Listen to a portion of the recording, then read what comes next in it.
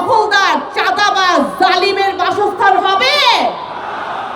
আপনারা কি আপনাদের ঈমান ঠিক রাখবেন? কাকে নির্বাচিত করবেন আপনারা? কাকে নির্বাচিত করবেন আপনারা?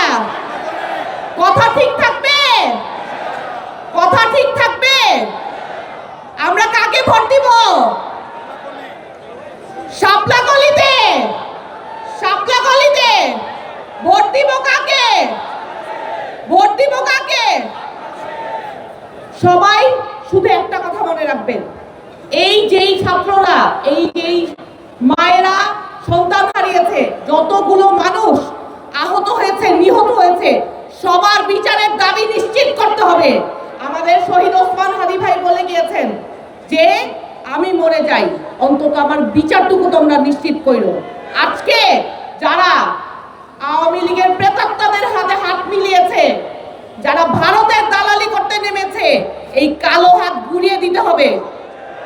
সবাই মনে রাখেন, এই ঢাকা 11-র মাটি নাহিদ ইসলামের মাটি, আপনাদের সবার মাটি। এইখানে কোনো স্বৈরাচারের অবস্থান আর হবে না।